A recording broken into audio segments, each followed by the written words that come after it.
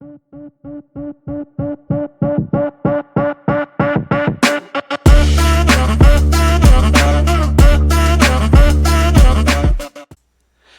I thought I would do a quick video on the movie that Tom Cruise just put out. It is Mission Impossible: The Final Reckoning. I took the wife and two teenagers to see it Sunday, Monday, yeah, a couple of days ago.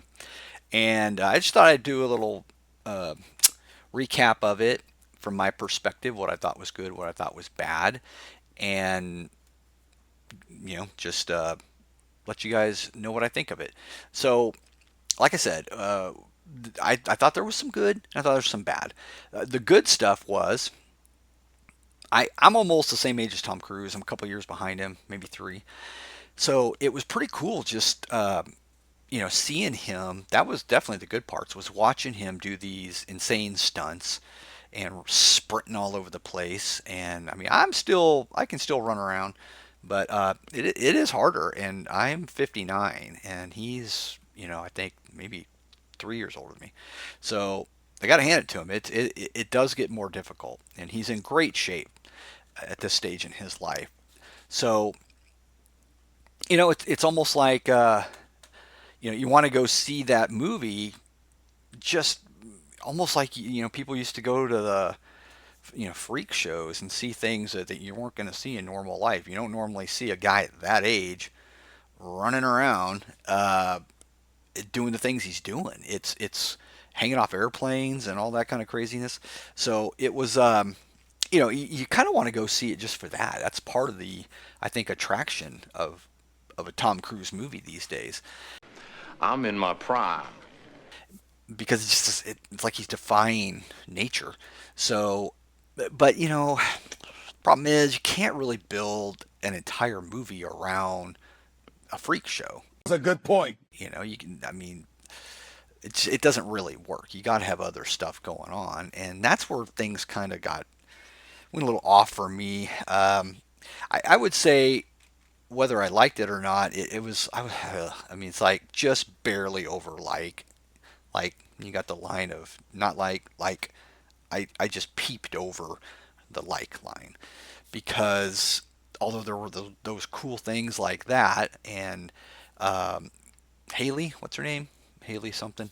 She was good in it. There was a lot of good acting from everybody. It seemed like I just I don't know. It was almost at times hard to put my finger on it, but I did hear some talk before I saw it that there was a little too much talk between scenes, and I would say that was probably part of my problem. And my wife made the same observation. She didn't like the long dialogue scenes, sort of explaining everything. That seemed a little odd to me for a Tom Cruise Mission Impossible movie. I mean, they've done it in the past, but I don't know. It seemed to slow things down. So that was one of the negatives.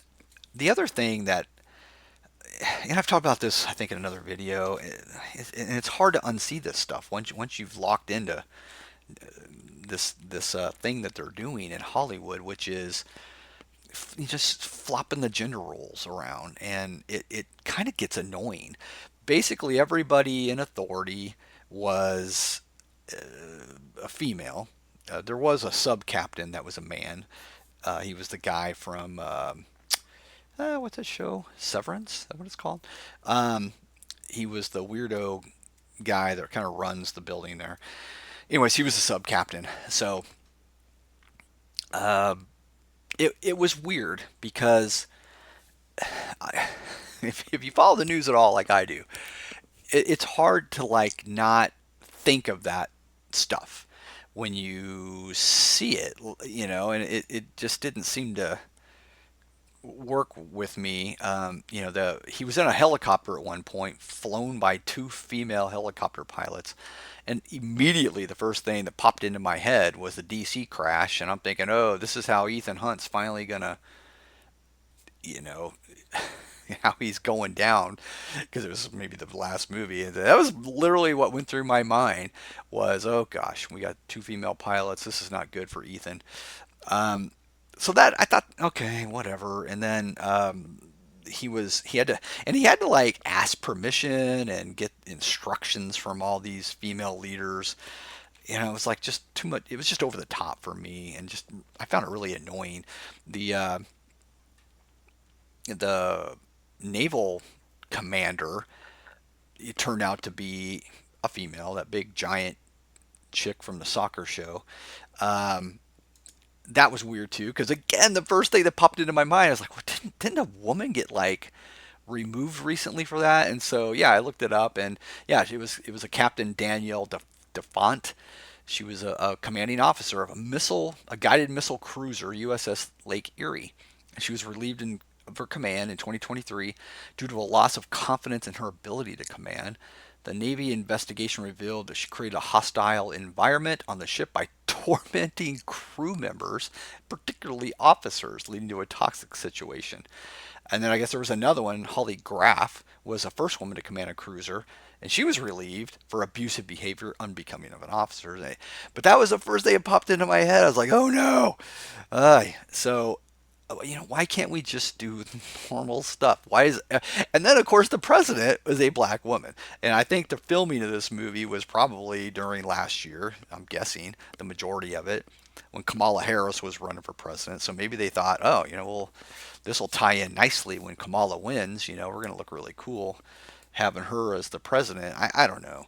It just again, and of course she outsmarted all of her staffers that were asking her not to do what what she ended up doing, which was not launching stuff. So, anyways, it's just over and over again. It kind of hits you, just pound you over the head with this stuff in this movie.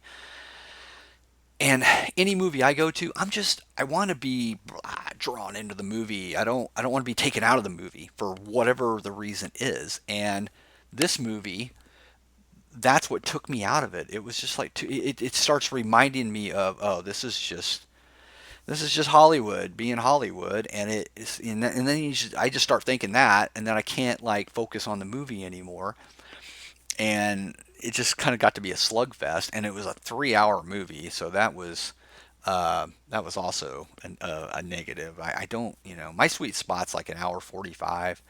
Once I hit 2 hours, I'm already kind of checking out a little bit. But it was Tom Cruise, and he's traditionally great, and I loved Top Gun. I loved it. Um, the woke crap in that was like super low. So I thought, oh, this is probably safe to see. And it was a lot of DEI woke junk. I thought it just took me out of it a little bit. Um, but I'm a little worried about it because when I'm looking up the how much money it's made, it's not doing too good. Well, first off, when I brought this up, 2025 worldwide box office. Look at whatever this is. I had never even heard of this. Niza 2. It's a second one of whatever this is. It's made. Look at this. It's like. I mean, I guess that's like double of Minecraft, and Minecraft made a lot of movie. And when I take a closer look at it, it's I don't know what this is. It looks like almost like anime or something. Uh, Mystical Seven Colored Lotus. I don't know. This is crazy. But whatever it is, China likes it because it made almost the entire amount in China and then just it trickled in everywhere else. So it's some kind of Chinese movie, but it killed in China. So, anyways, looking at the list of how much everyone's made this year, Lilo and Stitch is doing really good. And we kind of knew that was going to happen. I was surprised that Captain African American is number 4, and it actually beat Thunderbolts, but I guess it could catch it. So, but they both are losing money. Uh, Sinners, haven't seen that, and then Mission Impossible, Snow White at 205. Mission Impossible, and this worries me. I love Tom Cruise, and I want to keep seeing his movies, although this one makes it a little harder for me to want to go to see another one, but it's only made 227 worldwide, and I've talked about this before. A lot of people have. I mean, honestly, the budget of this thing had to be at least 300 million, and even if it got to 300 million, it's not making money. Even if it made 301, it's still not making money because, of course, you got the marketing. And even if it made 300 million, you're only keeping half of it because the other half goes back to the theaters. So this may end up being a money loser, which you know, I know they were saying this probably is the last one. My guess is they would have done another one if it had, really kicked ass, but it doesn't look like that's gonna happen. So, yeah, it's struggling, and I think for a lot of reasons, it was just like an okay movie, and it costs so much to go now and take your whole family. A lot of people aren't gonna want to invest in that. Although on Rotten Tomatoes, it's doing well there, 80% and 89. So, it's doing good there, but I don't know. It just doesn't look like people are going out to see enough of it. And like I said, there was just so many weird things. Um, there was a couple of odd characters that I didn't even know why they were in there. So overall, I would say maybe wait till if it's cheap or comes onto streaming or something like that. I don't know.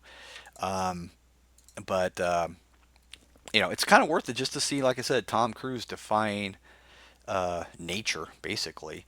And when you look at him at 62 versus Wilford Brimley at 62, who was a cocoon, there's something super weird going on. So, anyways, I don't know. Like I said, I just want to do a quick video on it and give my 2 cents. I don't need, honestly, I don't think I could really recommend it.